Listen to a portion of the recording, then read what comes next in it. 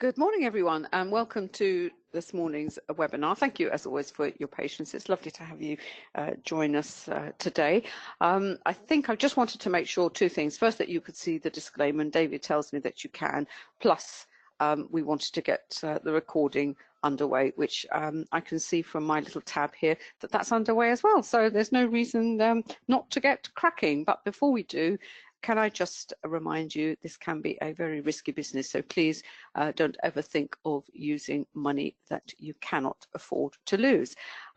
Those of you perhaps who have not been with us before, the webinar, this webinar is run together with myself and obviously my husband David. I know most of you know who we are, either because I can see we have some of our quantum users. I think I recognise some names from traders who've actually bought the books, and I think we've got some of our forex students here, forex program students as well. So I think we've got some new people as well. So a really nice mixture of traders, you know, and also the nice thing about these webinars we found from feedback is that we attract both new traders and novice traders, traders who perhaps have been trading for some time and just you know, come along to learn perhaps a little bit more about our methodology of volume price analysis, and you know, to scope out the quantum tools that David and I have developed over the last few years. So just to carry on the subject of volume price analysis, this is the, if you like, the technical analysis side of our approach to the markets, forex included, and it's got volume in the title, and people say, well, how can you apply volume to the forex market? Because there is no central exchange, and today we're looking certainly in the spot market.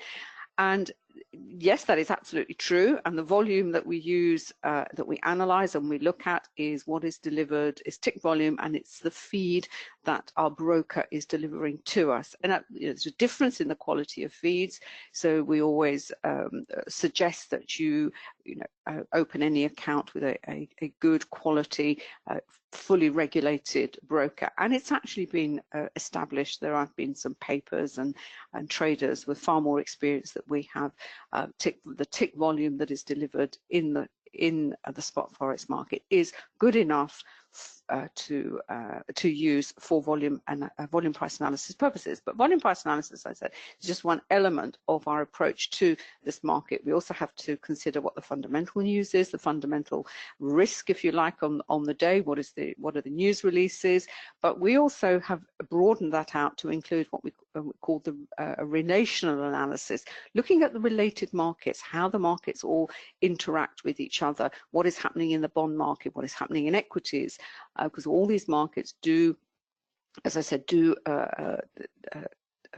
relate to one another, and price action in one will certainly affect price action in another. And to that we have to add political risk, and I'm sure you don't need me to tell you, with the tariff talks, the tariff war talks, if you like, Brexit here that we have in the UK. And yesterday we had a perfect example of one particular pair, the pound-yen pair, which was actually being driven on both sides, both by the market sentiment as expressed by the yen and the issues that we have in the UK here with Brexit. But all that is encapsulated in the Forex Trading Library, which is available on Amazon.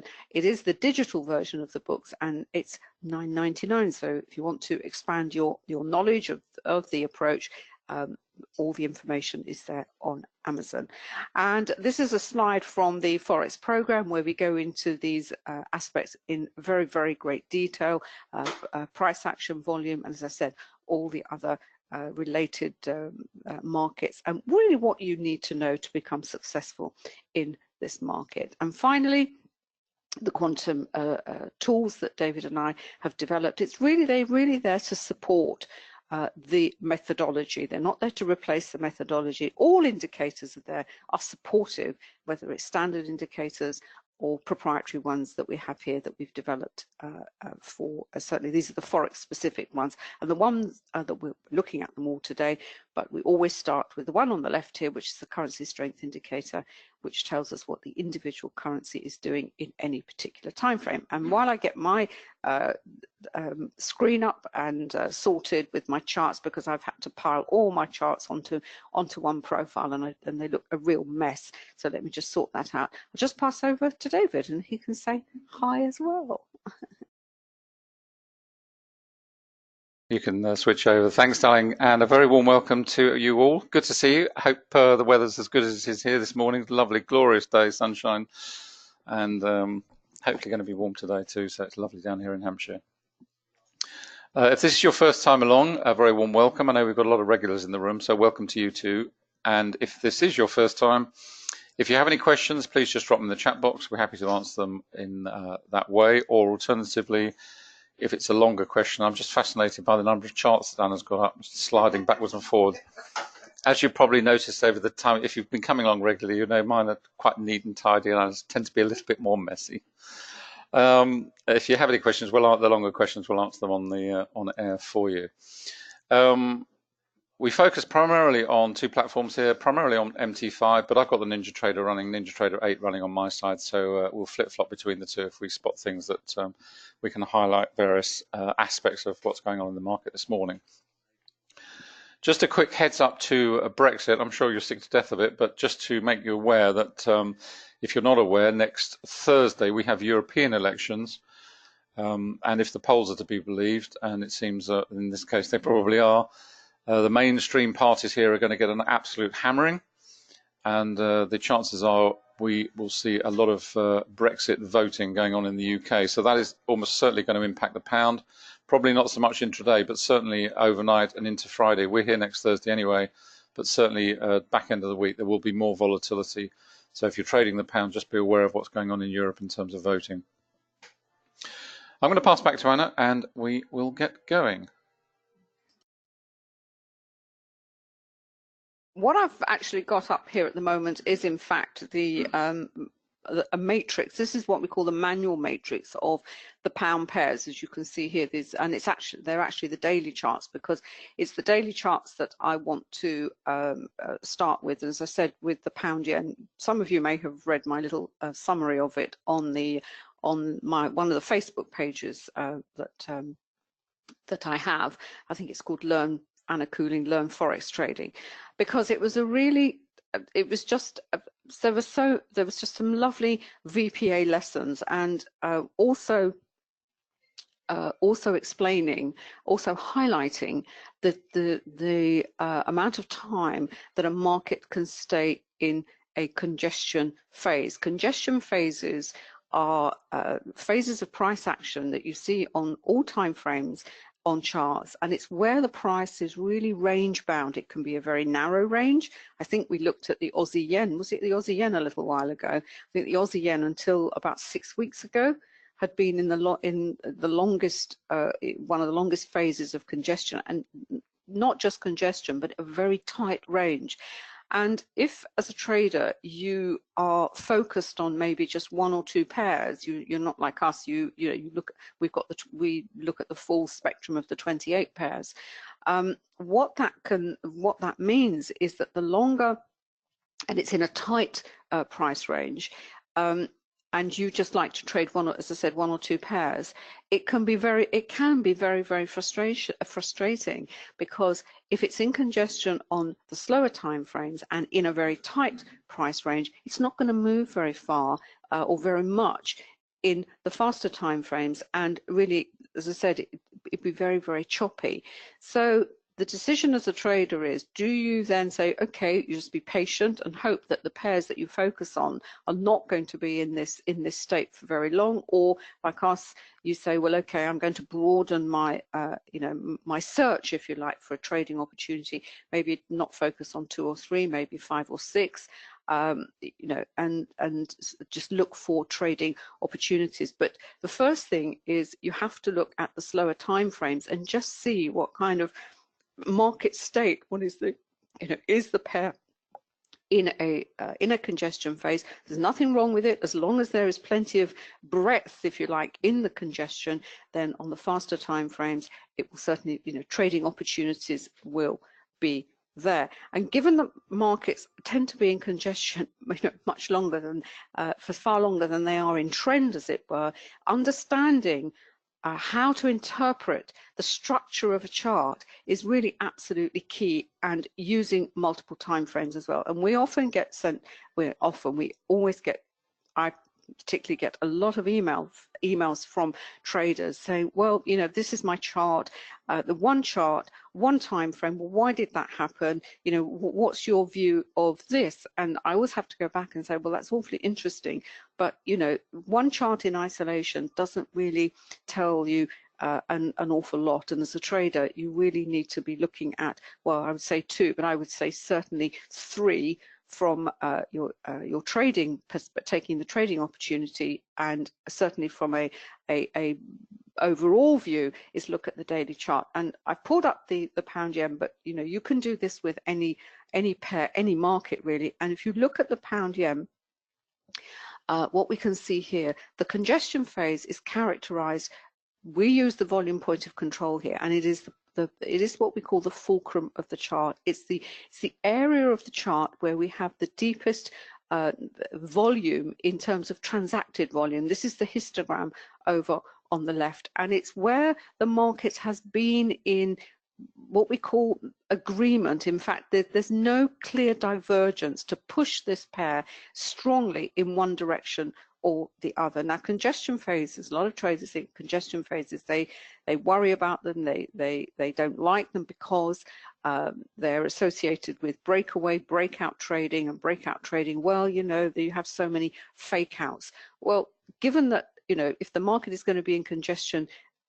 60–70% of the time, you know, it's something we have to get a grip of. And as I said, well, you either try and avoid them and go and find something that is in a trend, or you understand them and you actually make them work to your advantage, because there are lots of advantages to trading certainly a pair once you do get a clean breakaway from the congestion. Now, to go back to the pound yen, I'm going to expand this in a minute, but I wanted to show you really the time that it was rotating around the VPOC. The volume point of control is in the 146, we can find here, sorry, 145.64 area. Now you can see here that there was attempts to rise, then it came back, then it broke down to the, tried to break to the downside, then it went back to the VPOC. And if you look at the ranges of these candles on a daily basis, that doesn't mean to say there were not trading opportunities within these candles. What you have to be aware of is that the type of price action, when a market is in a congestion phase, it is likely to be what's called a lot of good two-way price action. A certain amount of choppiness. That looks like a nice up candle, but that would not have been formed in one straight move. There'd be a lot of backward, you know, a toing and froing, and certainly over the sessions as well. So we don't know whether you know, we have no way of looking at that candle and knowing of the three main sessions broken into 3 8-hour periods where the majority of that price action occurred. It could have been in London, it could have equally been in New York. And this is another factor that you have to consider in this market, is where is the price action, where is the bulk of that price action going to come in the pair that you want to take a trade. And with the pound yesterday, we had a wonderful example where we had good moves in pound yen and in the pound Swiss in London. Really didn't do very much later on. The pound CAD, for example, didn't do very much in the morning session, but boy, oh boy, it really, you know, it kind of caught up the other pound pairs later on in the New York session. So there we are. We've been around this sort of general region. We can see here also the candles, the spreads of the candles narrowing. The more they spread, the tighter the range, the trickier, the faster time frames are going to be. But nothing stays in congestion forever. And if I just expand that a bit higher, so we can see, and this is the trend. Really, this is the move that I've been following, and I'm actually short this pair at the moment. And once it does break away, what we need to look at from the perspective of volume price analysis, we can see here is the volume candles here. You see the spread of the candles, rising volume. That's great. So we know we're in a trend lower. We did have a bit of buying coming in on this candle here. The wick to the bottom of that candle, that would be the buying in the New York session, because that's the last session that's recorded in this daily candle. And you think, oh, great. Now we're going to get perhaps a reversal at this point. Now, this is just for, you know, a global view of what is happening for this pair, because we are actually traded on the faster time frame. Is that actually a potential reversal? Well, we can see lots of volume under here and a big wick to the bottom of that candle, but it's the next candle. This is Friday's candle, which is Monday, Tuesday, Wednesday, Thursday, which is really the key candle here. Look at the volume underneath it and look at the spread of that candle. That is what we call an anomaly. That does not sit right with that. If that was genuine buying, if you like, that candle should have been much, much bigger than it is, isn't it? It's in fact one of the highest volume bars going right back to March, basically. And what that tells you on Friday is that whilst price support had come in the previous day and there had been attempt to rise, that is telling you that whatever happens next is likely to be weakness. And that is what we had on Monday. We had this a big fall, a little bit of buying late on in the session. I accept that. Volume, candle and volume in an agreement. This candle is also very interesting as well from a VPA perspective. Slightly lower volume than we have on this candle, but look at the wick to the top of the candle. This is one of the candles that we explain in great detail in the program, because if you've missed this move, it can often be a great entry or a chance to get into the trend, because what has happened, we had an effort to rise and it's really basically gone nowhere. Lots of volume, there's still a lot of selling pressure in there. So if you've missed the initial breakaway from the volume point of control, that is a candle that is well worth keeping in mind once a trend is underway. This candle to tell you perhaps that the bearish sentiment is certainly not on the turn, but is likely to continue. This as a possible re-entry, and in fact this is yesterday's candle where we had slightly lower volume. The selling pressure is perhaps diminishing slightly. We've got a wick to the bottom of the candle, but this morning the price has opened within the spread of the candle, and really we have to know what is is this going to continue? Well, certainly the bearish pressure is on the, what you can say is on the wane. But given that the pound yen is driven both by the political risk at the moment that is going on with the trade talks, the yen is a currency of safe haven and also of risk. And at the moment, when you have a lot of yen buying, you know the market isn't in a very happy mood, as it were. And also we have the issue with Brexit as well. So that's what I wanted to say on the daily candle. So that's what's telling us what is happening on the daily chart. So I'm just trying to shut this down. And just to for comparison, the volume profile on the pound Swiss is slightly different, and also the pound Swiss had already broken away from the volume point of control. It actually, we've got a kind of a triple top across here. And it was the failure of that triple top and has been in a downtrend. It's hit the volume point of control and now it's trying to actually break lower. What's interesting with the pound Swiss is that it only has minor support here at 129.20, and of course, being the Swiss on this side again, it's going to be hit with market sentiment. The Swiss franc is also a safe haven currency, and it's also coincident not coincident, but when the gold price tends to rise, the Swiss franc also tends to rise. This also had a correlation with the Swiss franc. Now, what's interesting with the pound Swiss is that if we look at the histogram of the VPOC we have in the background here, this is once again the volume point of control. You can see the deepest volume that we have here. This is the volume in terms of volume, price, and time. This is the time that the pound Swiss has stayed in this range, as it were. If it breaks through here at 29.20, what we have here is what we call a low volume node. Where you have a low volume node, where you can see here the histogram is much narrower, the chances are that will go through fairly quickly because there's not enough there. There's not enough of a volume cushion to stop it falling. But the one I wanted to show you was because it really is the pound Canadian. Now you can't really see this because this is on a daily chart, but in that candle there, in the first part of the session yesterday, that's London and the London session, it really didn't register very much. It was only when New York came and it fell. And in fact, it's gone through a low volume node that we can see here as well. And again, we see the volume, the VPOC going back to about February, where it really just, not a tight range, but it just kept bouncing around. And we also have the pivots here that we've developed to help us, if you like, define the congestion areas. I also use fractals as well.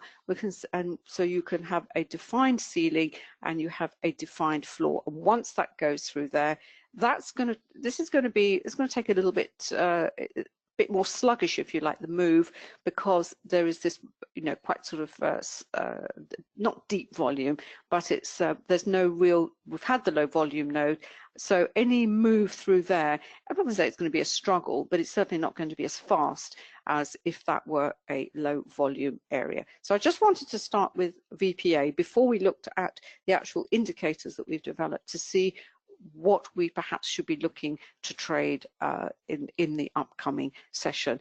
And just finally, before I pass over to David, I know I've gone on about the VPA because I'm sure he's got things to say as well. The indicators that also help us are the trend dots here, which are now red. You can see here in the congestion phase how they go red, then they go neutral, occasionally they go blue, where the blue ones up here, they go blue. There's all this flip-flopping, and also the trend monitor here as well. I know you have this period of red here, but really it didn't move that far. And then you had a lot of clear, bright blue, which was this move higher, and now it's kicked into deep red as well. And finally, for where prices are likely to go, this is where we use our Camarilla indicator. The other key point about the pound yen yesterday was the S4, and the R4. They're sort of also considered to be price levels that once price gets there and breaks through, they're considered to be genuine breakouts. But we've actually developed a 5th and a 6th level. So where is the target down to the downside? Well, I've got 136.60, so 139.67, and that gives us some indication of where that is likely to go. David, do you want to say anything about that? No. Oh no, thanks. Sorry. One final point before I pass over. So go back to the matrix. We'll have a look at this on how we. What we've done with the indicators is basically this is individual chart analysis, and this is where you start. This is where we suggest all traders start, that you begin to understand the charts from a volume price analysis perspective. And then what we've done with the indicators is we've actually made our life a lot easier in terms of selecting perhaps an appropriate pair to trade. Excuse me. With regard to also, by looking at the charts in this way, understanding congestion periods, it actually makes stock placement a lot easier.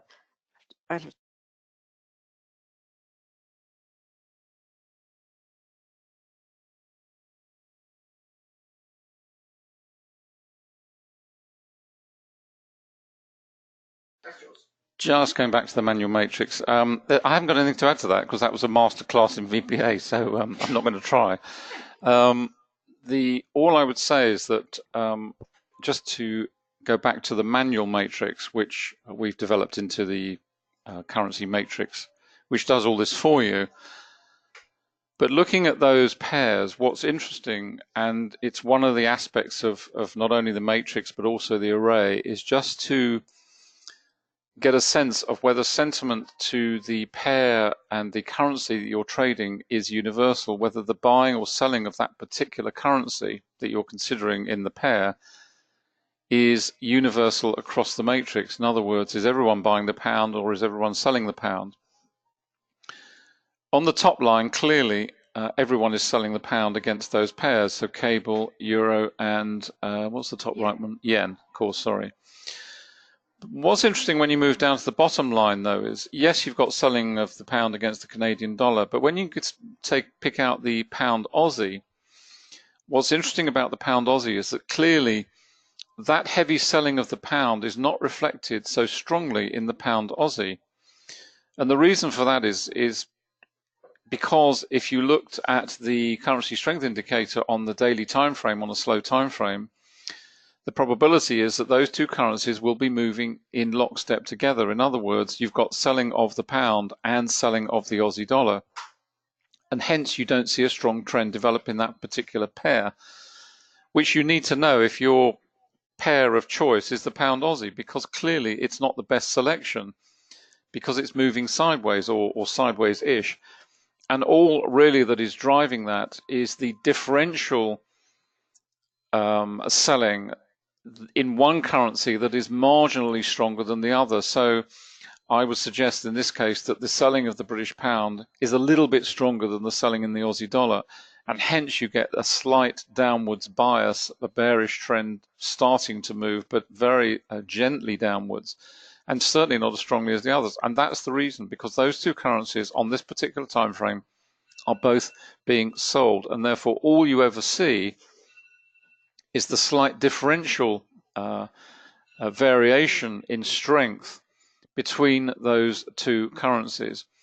And it's just so important to understand this aspect of universal sentiment across the matrix for two reasons. First of all, because it will guide you to those particular pairs, and of course all this is reflected on the CSI anyway, but it will guide you to those pairs which are the best opportunities.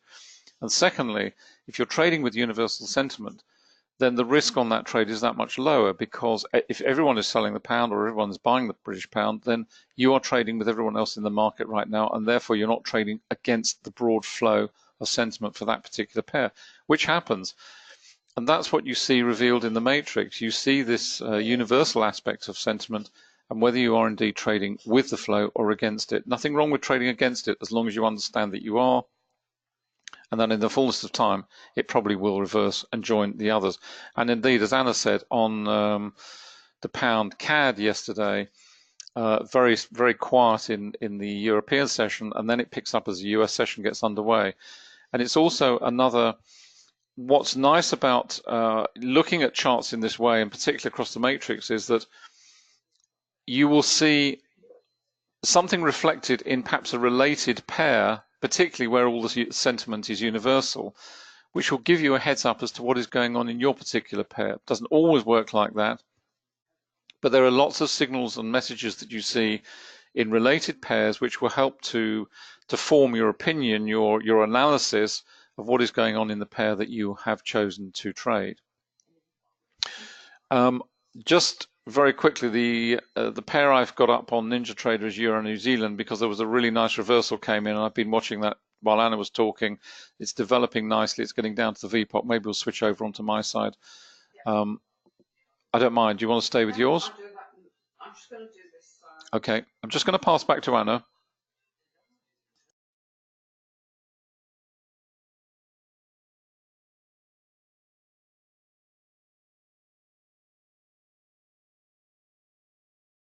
Just pulling some charts in for you and sorting them out.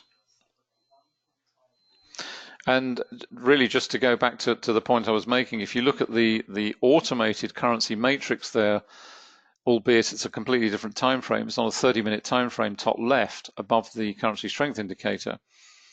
But you can see there the sense that where the strength of selling is, where there is maybe some mixed sentiment which hasn't yet fully developed. So at the bottom there, you've got the pound New Zealand, the pound CAD, and the pound Swiss. The pound Aussie is currently sitting mid-table. It's hopping around a bit. And if you look at to the bottom at the CSI, you'll understand why, because there you can see generally the yellow line and the blue line, in other words, the pound and the Aussie, are sort of moving together. They're not perfect, they're not moving in parallel train tracks, but certainly they are moving in the general same direction, and therefore that's the reason that you see the pound Aussie sitting in mid-table there in a sort of faded orange, neither one thing or the other. And that's the reason you also see such strength in the others, because when you look at the pound against New Zealand, for example, you've got the New Zealand rising very strongly, that's the white line, crossing very strongly against the selling on the British pound. Where are we with the euro pound? What's interesting about the euro pound, there you can start to see, yes, we've got strong selling of the pound, but we're also starting to see selling of the euro coming in. So it may well be what we'll see in due course is that that euro pound will come off the top of the ranking ladder and will start to float down towards mid-table, because if the selling in euro is just as strong as selling in the pound, then it's going to sit in a congestion phase for the time being. So you're always looking for those opportunities of currency pairs to avoid, which perhaps are not giving you the best opportunities, and those which are giving you the strongest trend, and also whether the sentiment for the currency you are considering on the currency pair are universal across that particular matrix. I'm just eyeballing over onto the other time frames we've got running here. Sorry, Diana, I just moved the. That's okay. Do you want to talk about that's why I put the array up? Yeah, and we got, that's the currency array, and what the currency array does is not only does it reveal that sentiment, that universal sentiment, so what you expect to see, the easiest example for those who've got the currency array, the easiest example to look at is always the yen, because the yen is the counter currency, and therefore if sentiment towards the yen is universal, thanks darling, if sentiment towards the yen is universal, what you expect to see is all the yen pairs on the same side of the midpoint. So they're either all above or all below. Now, it may well be that there is heavy buying or heavy selling of the yen, and one of those pairs is yet to catch up. So, for example, here, we've got very strong selling of the Aussie yen and the pound yen at the bottom, and New Zealand yen to some extent. The other pairs are sort of floating around in mid-table, and indeed the CAD yen, we've actually got some buying of the CAD, we've got selling of the yen, but it's not particularly strong. It hasn't moved to the downside. So whereas all the other pairs are seeing strong buying of the yen, as far as the CAD yen is concerned, there is some selling of the yen there. Now that may be as a result, and this is where it comes down to the unraveling, if you will, of what is going on, the investigation aspect. You would then perhaps go and look at the CAD and pick that apart as to whether the strength of buying in the CAD was across that particular Canadian complex, which was what might be helping to prop up the CAD yen, for example, or whether potentially, and this happens a great deal, is the CAD yen could be leading the others in a reversal. In other words, the CAD yen is the first to react, and you're seeing selling of the yen there, and over the course of time you may see all the others which are now below the fulcrum, the midpoint of zero, gradually swing up to join the CAD yen, if you like, above. And that is down to chart analysis, it's down to volume price analysis, it's down to what is going on in terms of price action and everything else, and looking at everything over a multiple time frame, from the CSI, the matrix, the array, possibly even the heat map if you're looking at a slower term time frame. And in addition, what the currency array also reveals, it reveals strength of trend, because the stronger the trend, then the steeper will be the line. So we know for a fact, without looking at a chart, that the strongest trends right now on the 30-minute have been and may continue to be certainly in the Aussie yen and the pound yen, and less so in the New Zealand yen. And the other thing also the array shows you is it gives you a sense of when currency pairs are moving into overbought and oversold states. You'll see alongside the ranking ladder, which reflects those positions, if you will, on the array, on the second rank where you see the little brackets, that is giving you a sense of potential opportunities for reversal. When they're in brackets, it's just telling you that a currency pair is perhaps approaching an overbought or an oversold state. Once they move to a bright color with no brackets, as indeed we've got here on the pound CAD, you can see they're at the bottom in bright red, no brackets, bright red, OS, oversold. So the pound CAD is potentially one that you might look at as a potential oversold situation and looking for a potential reversal to buy that one in due course. It's a very powerful indicator. Right, just hand back to Anna. And just a couple of things before I move over to David's chart. The issue with the yen, if they're all with the yen, as I said, it's an expression that if the currency is also an expression of sentiment in the market. It's bought when it's risk off, and it's sold when it's risk on. So that also, as I said, understanding the role that these the currencies play in the broader market as well. So basically, if the yen is being bought heavily, we know that equities are not doing very well.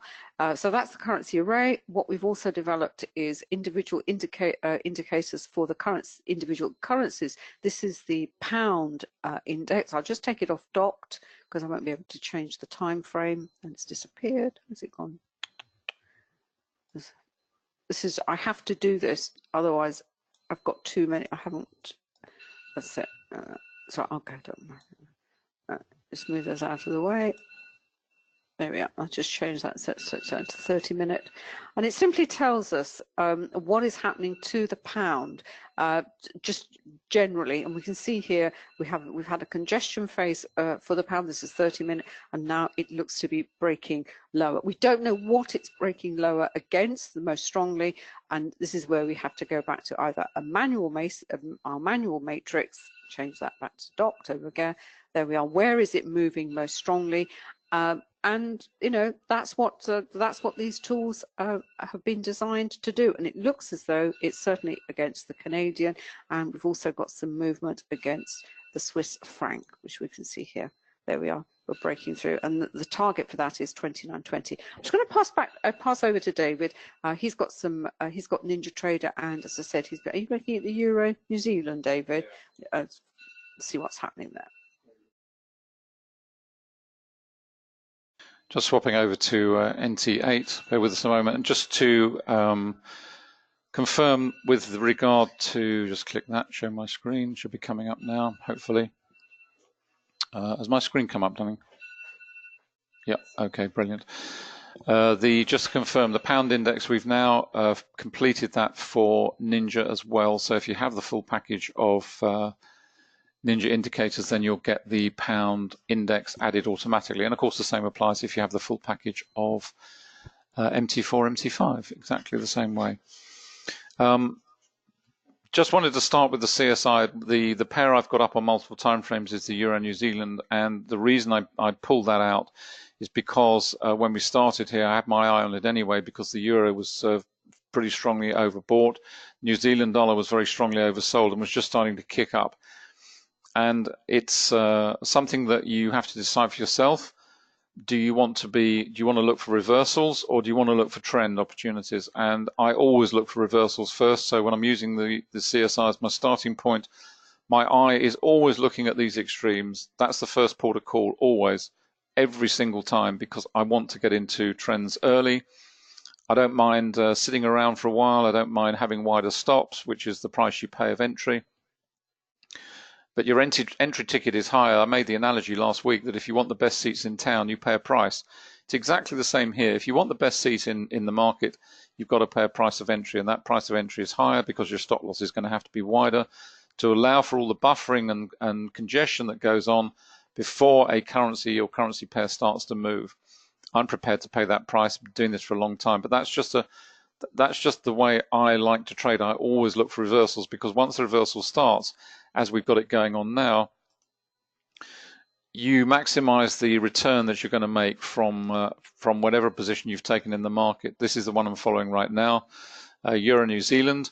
I've got it on multiple time frames. I've got it on 5, 10, 15 across the top 3. 30, I've got the Renko running in the mid-table here, and I've got the daily chart over on the right-hand side. And it's just a great example of many, many different aspects. First of all, the reversal aspect, if you want to get in early, terrific. That's the way I like to do it, but it's not the only way. As I say, you can now jump on this trend. In jumping on this trend, going back to what Anna was saying about looking for entries in terms of if I haven't taken the decision to get into this as a reversal, where would I be looking for an entry? And these are the sorts of typical candles you're looking for. You're looking for, certainly in a bearish trend at any rate, where the market's going to be much faster moving. Then you're looking for these sorts of candles, effort to rally. failed, decent volume under the candle, looks like further weakness to come. Yeah, off we go, down we go, and so on and so forth. And you're constantly looking at the volume profiles. You've got to be aware of the fact this is 8 o'clock. So we've moved from, this is 7 o'clock, so this is the European Open. So the volume here is all comparable. We're now moving into a session where we've got London volume. So, yes, we can look across this, but in true terms of what we're comparing light with light, we're really just limited, certainly in terms of a 5-minute time frame at any rate, to these 3 candles here. That's from a comparison point of view at any rate. We're also very conscious of moving through a session crossover and the opportunity for reversals, etc. But in this case, we've just carried on straight through, which is great. So we're now riding the trend. If let's suppose, for example, we're still not in this trend, then we've got to wait and be patient. We've got to wait for a reversal. Check out the volume, see if we're comfortable with the fact that maybe we're halfway through this trend now, certainly in terms of the sort of 10-15 minute maybe, and so on and so forth. What we're also seeing is the classic ripple through of a trend as it develops. You can see that in many different ways. We've got the trend monitor. We went straight through, indeed, on one of the pairs Anna was looking at on the slower time frame. I think it was pound Swiss or pound CAD. I can't remember off the top of my head. But certainly it went straight through. We didn't have any transitional change. It just said, hang on a minute, we've gone straight from bullish. This is a bearish trend developing pretty strongly. In terms of the 10-minute, we had some transitional color going on here. But if you're seeing that going on here and you're seeing that here, that is really helping to either get you in or help to keep you in. Now we're starting to see that transition flip through over onto the 15-minute. Nothing's changed much on the 30-minute. You wouldn't expect it. What also caught my eye in terms of the 30-minute was the fact we had this almost perfect 2-bar reversal here. Overlay one on the other, and you've got an upthrust of significance. And that's something you have to do very quickly, very easily. You can do it with 2 candles. It's far more difficult to do it with bunches of candles, but I can assure you, you'd see the same sort of price action. For example, on a 5-minute chart, this might be spread over 30 minutes, where you had a little rally and a little fall. Well, if you put that on a 30-minute chart, then you're going to see something like that. And that's the power of using multiple time frames. But always look for the 2-bar reversals. They're very common and they're pretty powerful too. What we're seeing now on the 5-minute time frame, just to hop back to that, we're seeing rising volume, that last candle, nice deep candle, little wicks to top and bottom, nothing much to worry about too much there. And we've got rising volume, but then we expect to see rising volume anyway because we're in the London session. What's also interesting, we've gone straight through the volume point of control, which is unusual, got to be honest. This is the volume point of control here, heaviest volume. We went straight through this platform of potential support up here. We sliced through that. We've also gone through this deeper one down here, this blue dashed line, which, as you can see over on the left here, actually acted as a support platform and stopped the market falling lower at that point. And this occasion, we've gone straight through on strong volume. So it's still looking pretty bearish at the moment for the time being. And all of that you can then blend with the Renko, which I've got running here. This is the Renko optimizer on NinjaTrader, where the indicator itself delivers the optimal setting. All you do is you just go and select the time frame. So we go to 1 minute, and that will then confirm the time for the pip values to set that so that you're trading at the optimal speed with that particular pair at that particular time of day. And the Renko is just a really neat way of smoothing out the price action. Got the trend dots running here. You can see we went into a little bit of a color change here. As Anna said, these trend dots work very, very close to the market, very close to the price action. They are the first signal of pauses in price action, but as you can see, they're very close, and you will get these very fast changes, then back into red again. But in terms of the trend monitor, absolutely nothing through any of these congestion periods, these little pullbacks that are inevitable. Here we had another one, no change on the trend dot there, minor one here too, no change there. The trend monitor will always react more slowly because it takes a more considered view of what is going on in terms of the price action. And as you can see, we've got the accumulation distribution working up and down the charts as well, delivering those levels. This is a pretty strong level up here. This was tested 7 times. So that's a pretty strong area. These other areas down here are pretty weak. This has now been tested once, this price level, because the market's tested it and it's held for the time being. So that's a a oneer. It's, for those of you in the UK, apologies, I've used this analogy before. For those of you outside the UK, probably haven't got a clue what I'm going to say, but it's conkers. We have in the autumn, and the chestnut fall off the chestnut tree, and we well, it used to be, I don't know whether it still is, but conkers was a very popular game. You put a conker on a piece of string and bake it in the oven, and then it would be a oneer or two, and if you managed to smash somebody else's, then it would increase in value. Similar sort of approach here. What are we seeing right now? Seeing a minor pause point developing. And of course, the other aspect to all of this is, just move that out of the way, the chat box. There we go. Really just get a sense of where we are in terms of the dailies. And what's interesting is that in terms of daily price action, this was an initial signal of weakness. Certainly we had a big up day, and there's huge candle, a huge wick to the top of the candle. It's not signaling that the market is going to roll straight over, but it's certainly a sign that there is weakness starting to enter this particular market. We've had a pretty strong rally in the pair, gone all the way from 1.63 up to 170 odd. So it's been pretty strong. It's not to say it's going to come to an end, but certainly in terms of volume price analysis, it's very much about the signals. As we say in the program, as we say here all the time, it doesn't mean that you're going to see an instant reaction to that signal. It's very easy when you first start to see a signal and immediately jump on it. And we do get a lot of emails about it, but that, that's a fact. You do occasionally get what we call V-shaped rallies. In other words, a signal comes in, maybe it's a hammer, maybe it's something like this, and the market instantly rolls over and sells off in the other direction or buys in the other direction. It does happen, and the argument is always, well, if I don't follow that, then I'm going to lose out. You will lose out on those opportunities when they come, for sure, but they don't come along very often. It is far more normal and to be expected that a signal arrives. The market may even carry on in the same direction for a little while, but it's a signal of potential weakness. Generally speaking, the markets will move into congestion, whether it's pairs, whether it's indices, stocks, whatever it is, exactly the same principles. And then the market will start to reverse and maybe trend in the other direction. So all I would say is when you see a strong signal, don't react to it immediately. It's just a question. And indeed, what we're seeing right now, I've just opened the 10-minute up here. Let's just pull that up a little bit. It's a little bit distorted by this absolute ton of volume that came in here on this particular candle where we had the volatility triggered. And rest assured, traders would have been, this is middle of the night our time, this is 2:30, 2:45, so this is in Asia. Ton of volume comes in, market reacts very strongly, jumps to the upside, traders jump in, and then trapped in this congestion phase, which just about has been cleared. What we're starting to see here, and it's no surprise, we've got, this is 8 o'clock, so it's back to London open here again. So we're seeing rising volume. But on this last candle, what have we got? This is on 10-minute. We're starting to see a little bit of buying coming in under that candle. We've got a decent wick to the lower body, and we've got some pretty good volume to the underside of that. So there's certainly some buying coming in here. What's also apparent is we've got the volume point of control. So we're trading around a pretty heavy volume area anyway. We've got some very strong volume below. And we've also got 3 or 4 pretty strong areas of price-based potential support. One of them is here underneath this node here. We've got another one here, and we've got an even deeper one down here.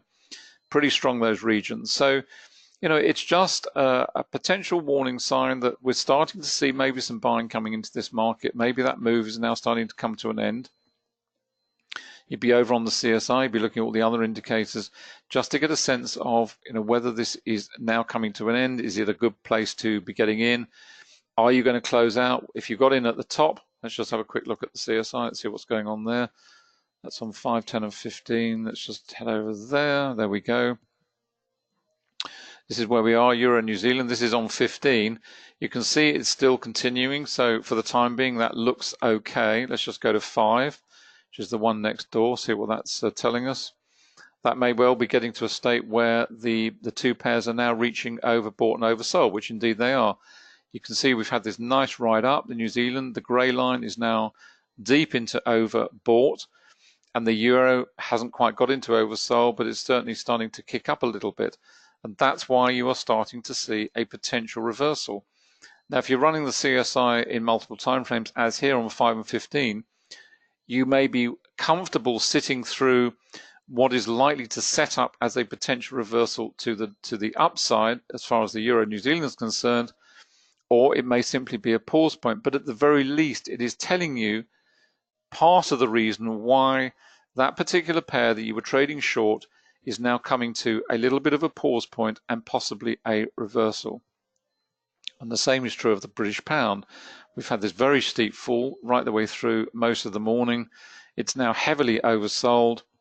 And if you're looking at this from a reversal perspective, you're possibly looking at the New Zealand dollar up here. You've got the Canadian dollar joining it as well. Looks like we've got some decent buying in the Aussie. And we've got the pound at the bottom. So you might look at that as a reversal, or you might look at a potential crossing opportunity. And that's really all this business is about. If you look at the Aussie, for example, it's rising with the Swiss, it's rising with the yen, it's rising with the dollar, and it's rising with the euro now. And it's also rising with the Canadian and the New Zealand. So in terms of Aussie, it's quite limited, because you might say, well, I'll go and look at the Aussie pound. Well, you could do, but then the pound itself is very oversold.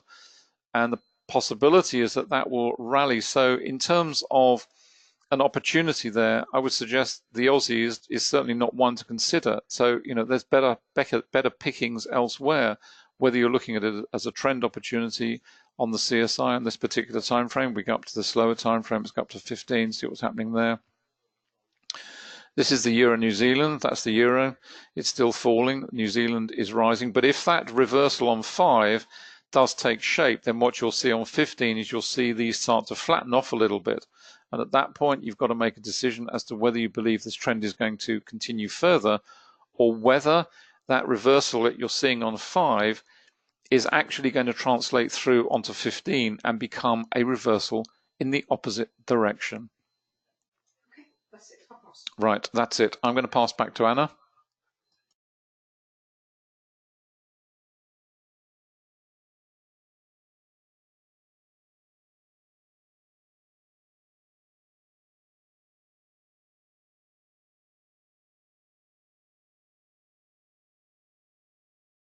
Brilliant. And I've just got the pound, as I said, the British pound matrix up here as well. This on the 30-minute pound index, it's still falling quite sharply, and on the 6-minute on the matrix, as we can see here, we've got the CSI. This is the yellow line. That's the British pound, and you can see it's pretty heavy pound selling. Obviously with the euro pound at the top, because that's the inverse. One final thing about overbought and oversold. You can see this falling, and yes, we will expect a little bounce, but if it's also falling sharply across the time frames, in the slower time frames, any sort of bounce is likely to be very short-lived. Markets can stay overextended, overbought, oversold an awful lot longer than we can stay solvent. So the reversal, if and when it comes, it's going to have to be even more patient. And again, it depends on your time horizon. If you're trying to take a scalp down on the seconds chart, as you can have, a Ninja Trader has seconds charts, or on a Renko on a non-time based chart, that's fine. But when you're looking at a chart such as this one, which is the pound Swiss here, and the daily is big flat bottom to the candle, then that is telling you that the market is very heavily selling the British pound. And what the matrix does, it highlights where the strength of that selling is, what against what. The pound yen has now popped down to the bottom. We've got a value of 21.54. That's a very high. You look at the values on the those values play a part in as much it also helps you to gauge the strength or otherwise of the selling and of the buying. And if we move to the array, in fact the pound CAD is the one where if you like, there is the most momentum. But you can see here it's pretty much apart from pound Aussie, and as David said, it's because that's in congestion, but that's also suffering from the fact that the pound of the Aussie was sold off quite heavily overnight. So there's no divergence. You've got two two currencies both on a sell, and they're not going anywhere. You know, there's no force to drive one in one direction or the other. Anything else you want to add to that, or is that's it? Brilliant. Okay. Very quickly, just to recap on what we've covered in terms of the indicators. From Quantum Trading, as I said, this is the site, and you can see here we've got MetaTrader, Ninja, and we've also got TradingView. We must actually do some TradingView charts, because although not all the indicators, it's not been possible to port all the indicators over to TradingView because of the script that that TradingView offer for writing the code. So it's not as it's just different from Ninja and MetaTrader. But the one advantage of TradingView is it is available on a Mac. You don't, with the other indicators, you can run on Mac, Ninja and MetaTrader, but you have to run, you have to get parallels, and you also have to get a Windows license as well, because they're only for Windows. So that's TradingView. We are also working on TradeStation as well. If you scroll down, the individual indicators are featured in more detail, and if you click on one of them, on any of them, I've got the VPOC up here, there are all the videos about the indicators, what they do, how you can use them, and all the written support pages as well. You can buy one indicator, we have little bundles of indicators, or you can buy the whole package, and there are advantages if you're starting with one, just road test the indicator, see what you think. And the indicator that there's a couple that we always say that go for. First of all, certainly a CSI for forex, and possibly a volatility indicator. But if you buy one or two and then you want to add more, you want to upgrade, you'll always be given a credit. A 7-day money back guarantee. Our support team work 24/7. If you do buy the package, as David said, when we do develop a new indicator, as we have done with the British pound here, as we can see, it's still sort of falling. This is the 30-minute. Looks like perhaps a little bit of buying might be coming in now. That is automatically added to your package. You don't actually pay us any more money. And finally, the program. It's on a separate site, the details. It's Quantum Trading Education. There are 5 basic modules with, I think, the total number of slides that comes to 7,000 altogether. It seems a bit overwhelming, but I can assure you we've had some fantastic feedback from students, and you just take it at your own pace. And it's the sort of it's the knowledge and expertise that you will have for life. But the total cost of the package does include the indicators as well. You can choose whether you want the MT4, the Ninja, and TradingView. And there's all slightly different prices, the TradingView one being the cheapest one. Anything else you want to say, David?